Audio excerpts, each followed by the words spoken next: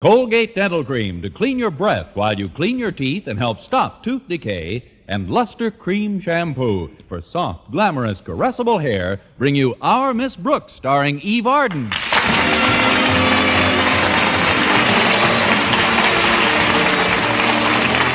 It's time once again for another comedy episode of Our Miss Brooks under the direction of Al Lewis. Well, the season for colds is just about over. But our Miss Brooks, who teaches English at Madison High School, managed to have one that hung on all last week. The cold didn't bother me as much as the fact that it put me a full week behind in the pursuit of my favorite extracurricular activity, a biology teacher named Philip Boynton.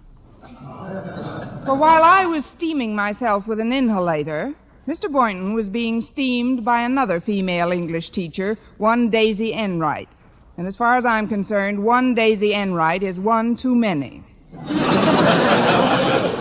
by last Friday morning, the cold, at least, was licked. And as I sat down to breakfast with my landlady, she complimented me on my appearance. You look fine, Connie, the picture of health. You really have the bloom of youth in your cheeks. Oh, thanks, Mrs. Davis. I feel a lot better. But these rosy cheeks aren't all the bloom of youth. There's just too much starch in the face towels. Sorry, dear. I'll limpen them out a bit. Yes, they could use a little limpening. Now go ahead and drink your juice, dear. We can talk later. What kind of juice is this, Mrs. Davis? It's a combination. I take the juice of an orange, some lemons, and a grapefruit, and then I whip them all together. But this color, why is it so red? I guess maybe I whipped them too hard. No, I know what it is. This morning I added some tomato juice. Tomato juice? I figured I might as well use it up. There wasn't enough to pour on my farina anyway. It's very healthy, Connie. Now go ahead, get it down. That isn't the big trick. Which reminds me, have you planned dinner for tonight? Not yet, Connie. Good. I wonder if you'd do me a big favor. I'd like to, Connie, but I'm rather short this week myself, and It isn't money this time. I just thought it'd be nice if you went over to your sister Angela's house for dinner. You see, Mr. Boynton has invited me to a barbecue. He has? Where, Connie? Here in our backyard. He knows we've got a portable barbecue wagon, but in return for the use of our grounds and equipment, he's consented to let me furnish the food also.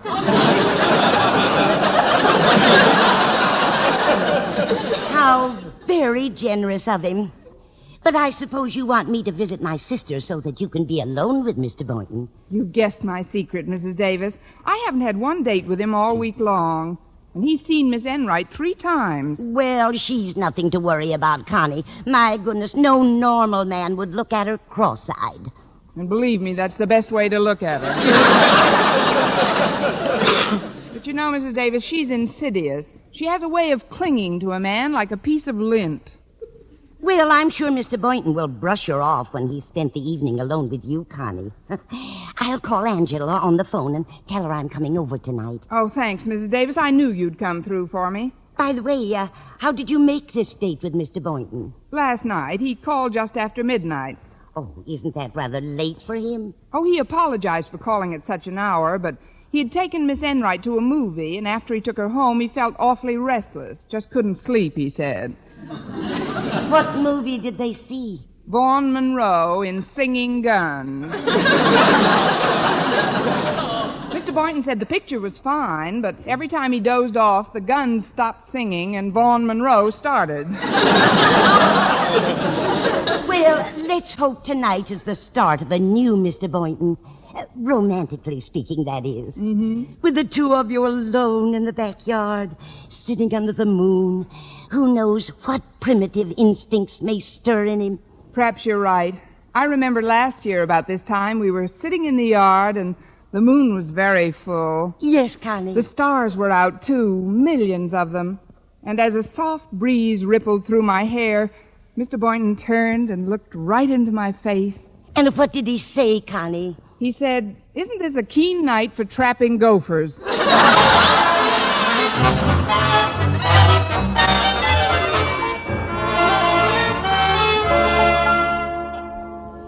Here's some mail you forgot to bring from home, Daddy.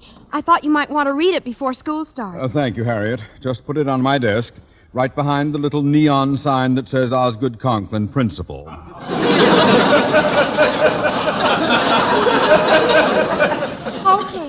Oh, Daddy, before I forget, how about inviting Miss Brooks over for dinner tonight? What? Me invite Miss Brooks to our home for dinner? Yes, Daddy, I think it would be sweet. After all, she hasn't been too well during the past week, and you've been rather severe with her. I've been severe with her. Do you realize that in the past week she has twice dropped a typewriter on my left foot, broken my glasses, and spilled ink all over my newest tie? But those were all accidents, Daddy. By inviting her over, it would show that you forgave her. Besides, Mother says we owe Miss Brooks a dinner since last Thanksgiving. That's nothing to be thankful for. Mother's making codfish balls tonight, and I thought... Codfish balls? Again? Yes, Daddy. I've asked Walter Denton to come, but Mother always makes plenty, Just a minute, Harriet. You say we owe Miss Brooks a dinner? That's right. Well, this might be the perfect night to get it over with. Between the codfish balls and that lame-brained dunce Walter Denton, it's a wasted night anyhow. Yes, Harriet, I'll invite your Miss Brooks to dinner. Thanks, Daddy. But I wish you didn't feel that way Don't mention his name again. Now, tell me, has Miss Brooks arrived at school yet? That's a timely question, Daddy. She's just coming up the walk. I can see her through your window. Good. Now you run along, child. I'll attend to everything. All right, Daddy. See you during lunch period. Codfish balls. Now, let's see. I have to meet Miss Brooks in the corridor accidentally. Don't want her to think I'm running after her. She should be coming in the front door about now. That's approximately 8 paces to my door. 1, 2, 3, 4, 5, 6, 7. Now. Good morning, Miss Brooks.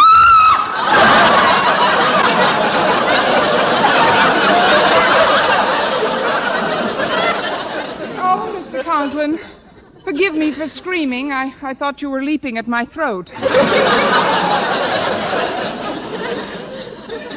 What an odd notion. Yes, well, let's not dwell on it.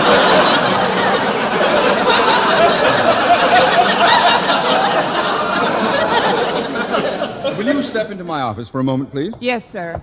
Now, sit down, Miss Brooks. As you know, I'm not much given to fraternization with faculty members. However, my daughter Harriet and my dear wife have put the heat on me to see... they've suggested...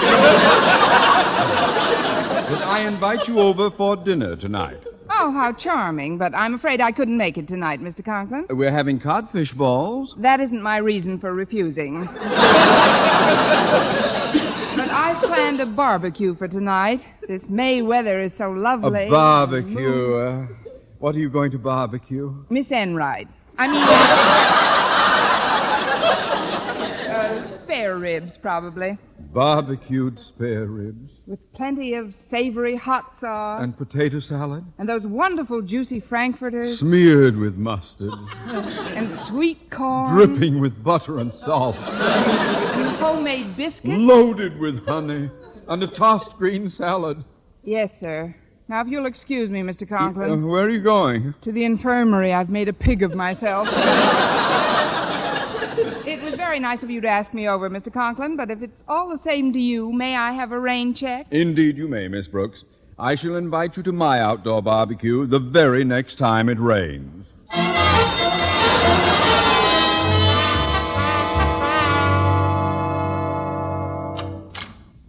Excuse me, Mr. Boynton, but I'd like to talk to you for a moment before your first class. Oh, come in, Miss Brooks.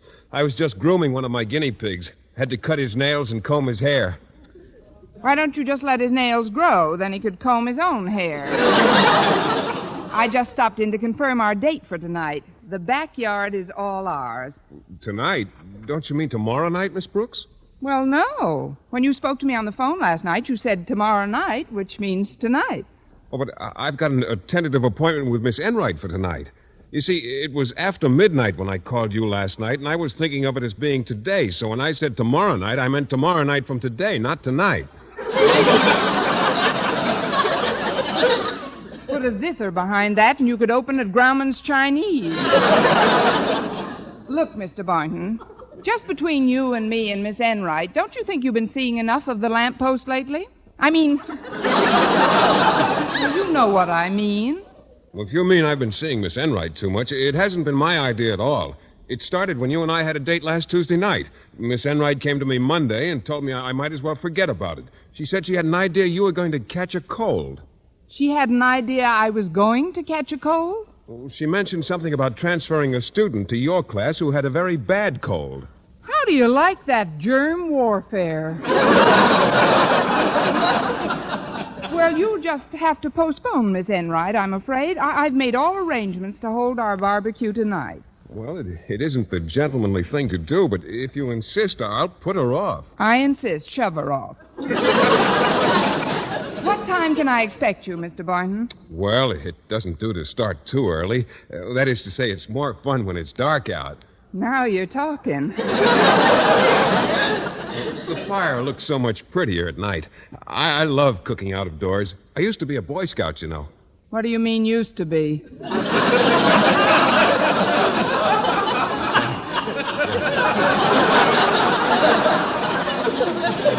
You're right at that. I'm still a scoutmaster. But as I was saying, once I get my fire started... That'll be the day.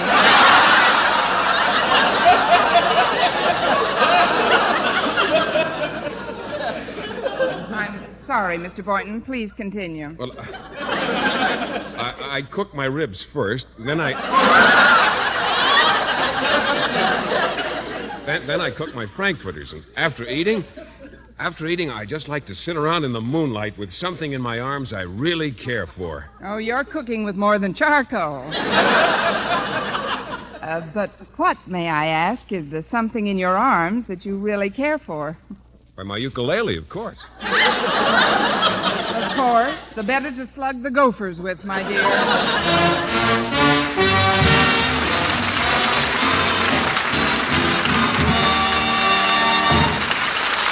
Our Miss Brooks, starring Eve Arden, will continue in just a moment. But first, here is Vern Smith. Now, tests published in authoritative dental literature show that when teeth are brushed right after eating, Colgate Dental Cream stops tooth decay best. 2 years' research at 5 leading universities, hundreds of case histories, shows that when used as directed, Colgate Dental Cream stops tooth decay best. yes, exhaustive tests show the Colgate way best to prevent decay, better than any other home method of oral hygiene known today. Based on both clinical and X-ray examinations, the Colgate way stopped more decay for more people than ever before reported in all dentifrice history. Even more important, there were no new cavities whatever for more than 1 out of 3 who used Colgate Dental Cream as directed. Think of it, not even one new cavity in 2 full years. No other dentifrice, paste or powder, ammoniated or not, no other dentifrice has proof of such results. The best results ever reported for a dentifrice of any type. So always use Colgate to clean your breath while you clean your teeth. And remember, when you follow the Colgate way, Colgate Dental Cream stops tooth decay best. Well, when lunch period arrived, Mr. Boynton had to stay in his lab and groom some more guinea pigs. So I headed for the school cafeteria by myself. It was pretty crowded when I got there, but fortunately Walter Denton had saved a place for me at a corner table. I set my tray on it and sat down. There we are. Very nice of you to keep this place for me, Walter. Glad to have incurred your pleasure, old cleaner faculty. I count the day well spent, during which, by some slight act of thoughtfulness... Thanks very much. Yes, in fact, my cup of joy is running over, and Walter, quick, get a napkin. Oh, what happened? Your cup of joy was joined by my cup of soup. Luckily, I got out of the way in time. Oh, here, I'll mop up the table. Oh, I'm sorry, Miss Brooks. I guess the spring weather's making me more poetic than usual. And besides, my romantic affairs have taken a rather surprising turn. Good for you, Walter. Now, if you'll excuse me, I'd like to eat what's left of this soup. Now, go right ahead, Miss Brooks. But while you do, I've got a problem to thrash out. I simply cannot understand Mr. Conklin. Give that boy a brand new Hudson. He's an enigma, Miss Brooks. You take the night before last, for instance. I was sitting on the porch of his house with his daughter, Harriet. about 10 o'clock, he came out for a smoke and caught me holding your hand. What does he do? Well, all I can say is I wish I'd been holding his foot instead of her hand. Yeah, he almost kicked me down the porch steps. Almost. Fortunately, I dove over the side. But today, Harry had invited me over for dinner. Well, that's no problem. Take your diving helmet and go. You know, I never could understand Mr. Conklin's antipathy towards me, but today he didn't seem so bad. In fact, when I met him in the hall and told him I was having dinner at his home, he was practically civil to me. And Oh, but here I am babbling about me, and I haven't even asked about your recent ailment. Are you all over your cold? Yes, Walter, I am. Oh, good. Colds can lead into dangerous things. Oh, I know. Laryngitis, bronchial trouble, Miss Enright. Oh, no, I get it. While you were sick, she had a couple of dates with Mr. Boynton, huh? She had 3, but who counts? Don't get me wrong, Walter. Miss Enright's a very fine English teacher, and as a fellow faculty member, she's entitled to go out with whomever she pleases. It's none of my business. Until she goes from English to biology. Now, Walter. No, I don't blame you for getting annoyed, Miss Brooks. Miss Enright's pretty corny when the way she flirts. Well, now that you mentioned it, I can only say she's about as square as they come. The device she employed yesterday proves that.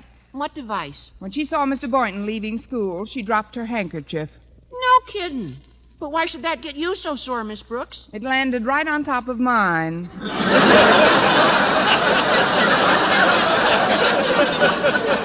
am I saying? Let's finish lunch, Walter. Yeah, if it wasn't for Mr. Boynton, I guess you and Miss Enright would get along a lot better. She really likes you a lot. I can tell by the way she talks about you. Why, only this morning she said something very complimentary about your hair. Miss Enright did? Yes, ma'am. She said you've got the loveliest blonde hair she ever saw on a brunette.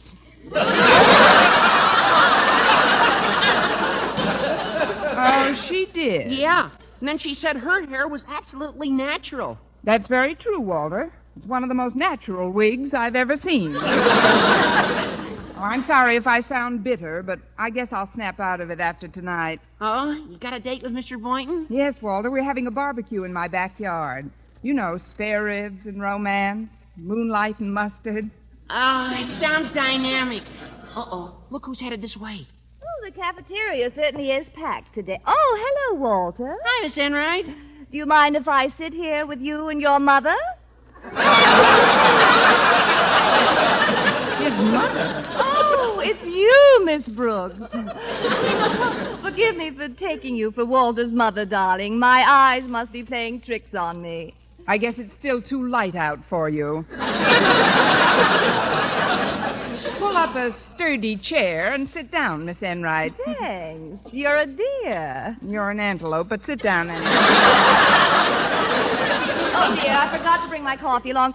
Would you go get me a cup, Walter? Okay, Miss Enright. How do you want it? Cream and sugar? No, just sugar, please. Never mind that either, Walter. I've got some lumps for her right here. I took some extra cubes, Miss Enright. Oh, how thoughtful. But then you always were considerate of others.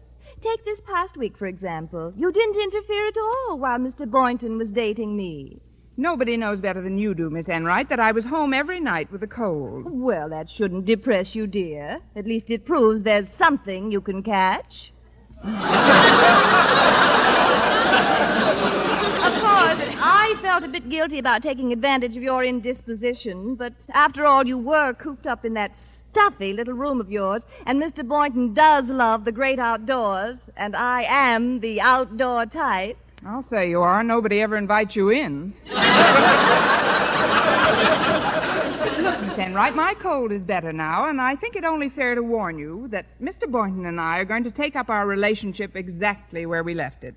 Oh, poor Mr. Boynton. And to think for 5 whole days he hasn't had to wear his track shoes. Tell me, dear, has he granted you an evening in the foreseeable future? In the very foreseeable future, Miss Enright.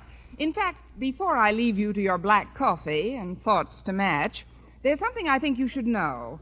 Mr. Boynton's coming to a barbecue tonight in my backyard. Oh, how wonderful for him. He'll need all the fresh air he can get. That is, he does seem to enjoy himself in the open spaces. Take the evenings he spends in my backyard. We dine under the stars. Then Mr. Boynton strums his ukulele, and I sit in the hammock and sing. In the hammock? That's very unnatural. Unnatural? When you sing, you should be sitting on a fence.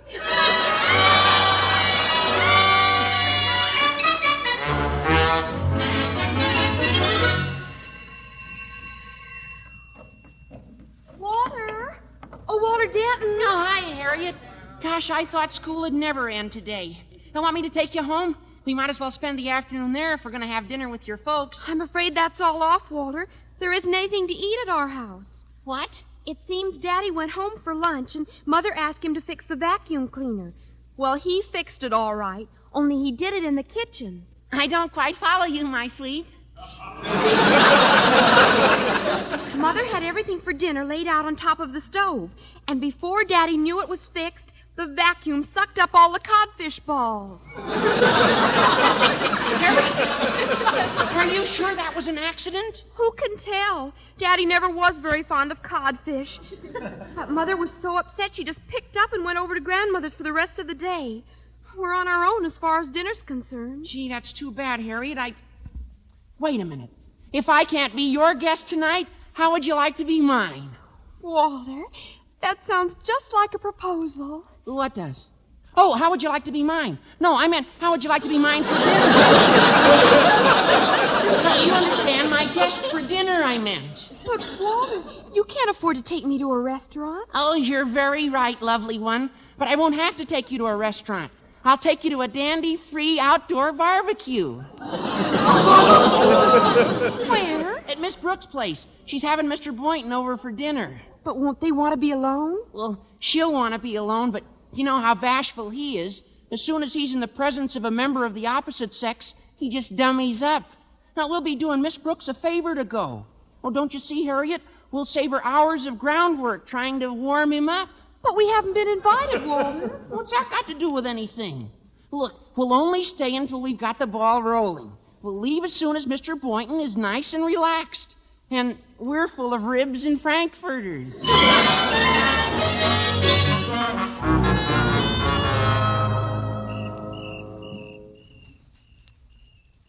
Well, I've got the charcoal all laid out and burning. I set the barbecue up right under that big tree. Oh, it's a nice night for a barbecue, isn't it? It's a nice night for anything. You know, Miss Brooks, seeing you here so close with the shadows playing softly about your face, the moon shining on your hair as the firelight dances in your eyes, you'd be amazed at the thought that occurs to me. No, I wouldn't. Where are the gopher traps?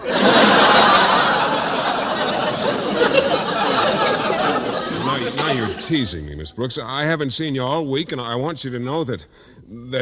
Yes, Mr. Boynton? That I brought along a quart of oil with me. That seems like enough. Kind of oil. It's a special brand for making the charcoal burn faster. Well, what will they think of next? But before the oil, Mr. Boynton, you were saying? Well, I was saying that it's nice to be alone here, just you and I. Oh, it certainly is, Mr. Boynton. And we're really alone here. There's no way in or out of this yard except through that big wooden door in the fence. Which wooden door? That one. Excuse me a minute, Mr. Boynton. No, okay. I'll go put some ribs and franks on the grill. I can't imagine who this is. Hi, Miss Brooks. It's me. That's obvious. What do you want, Walter? I thought you were dining with the Conklins. We couldn't. Their vacuum cleaner sucked up the codfish balls. So I took the liberty of dropping in on you for some sustenance. Well, here's a quarter. Sustain yourself at the drugstore. Hey, Miss Brooks, I can't leave until my guest arrives. Your guest? Sure. I invited Harriet along. She's just checking with her dad. She'll be here any minute. Oh, fine. We just thought we'd get the party warmed up for you, Miss Brooks. You know, Mr. Boynton. For your information, Walter, before you knocked on that door, Mr. Boynton was coming to a slow boil. Okay, now, Miss Oh, hello, Walter. Glad to see you. Oh, same here, Mr. B. Nothing like a few friendly faces to help a tay-to-tay along, eh, what? Oh, quiet. Oh, that must be Harriet. I'll open it. Hello, everybody. I'm sorry I'm late. That's all right. We played games till you got here. Come on in, Harriet. I'll go put some more ribs and stuff on the grill. Thanks, Mr. Boynton. Gee, this backyard of yours is adorable, Miss Brooks. Just a perfect setting for outdoor dining. Daddy'll get a big boot out of it. Yes, I'm sure that... Who will get away? Daddy! He didn't want to horn in, but when I told him how Walter and I were just planning to enhance your evening with Mr. Boynton, he consented to come. Your father is coming here tonight? That sounds like Daddy now. What can I put against that door? I'll get it, Miss Brooks. Good evening, Denton. Harriet. Welcome aboard, Mr. Conklin. Greetings, Daddy. Nice of you to ask me over, Miss Brooks. Did I? Come in, Mr. Conklin. Oh, in a moment. I took the liberty of bringing somebody with me. They gave me a lift over here, as a matter of fact. Just parking the car. Charming person. But, Mr. Conklin, who else but me, darling? Miss Enright. Miss Enright. Well, let's not stand around the door. Let's go over by the barbecue. And dear Mr. Boynton. You, Mr. Boynton. Why, it's Miss Enright. Good evening, Mr. Boynton. Well, we're all here now, aren't we? You're all here. But Mr. Boynton and I are having dinner someplace else. Someplace else? But where, Miss Brooks? Where we can be alone, in the Conklin's vacuum cleaner.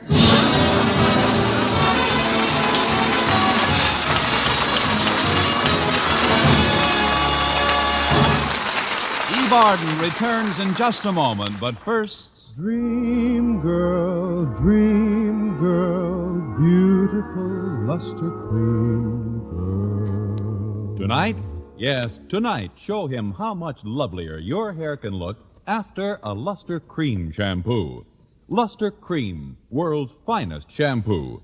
No other shampoo in the world gives you Kay Daumit's magic blend of secret ingredients plus gentle lanolin. Better than a soap, better than a liquid. Luster Cream is a dainty cream shampoo. Leaves hair 3 ways lovelier. Fragrantly clean. Free of loose dandruff. Glistening with sheen. Soft. Manageable.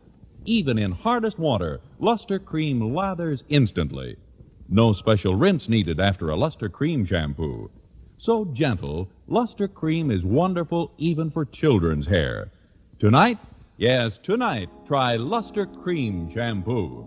Dream girl, beautiful luster cream girl. You owe your crowning glory to a luster cream shampoo. And now, once again, here is Eve Arden. Opportunity is an American word. To Americans, it has special meanings, like education for everyone. And the college education of 1/10 of the country's population depends on the private, accredited colleges and universities that are training the majority of the nation's Negro youth. Today, the United Negro College Fund appeals to you for help. Your gift to the United Negro College Fund is your contribution to community progress and interracial goodwill. Next week, tune into another Our Miss Brooks show brought to you by Luster Cream Shampoo for soft, glamorous, caressable hair, and Colgate Dental Cream to clean your breath while you clean your teeth and help stop tooth decay. Our Miss Brooks, starring Eve Arden, is produced by Larry Burns, written by Al Lewis, Joe Quillen, and Lester White, with the music of Wilbur Hatch, under the direction of Maurice Carlton. Mr. Boynton is played by Jeff Chandler, Mr. Conklin by Gail Gordon. Others in tonight's cast were Jane Morgan, Dick Crenna, Gloria McMillan, and Mary Jane Croft.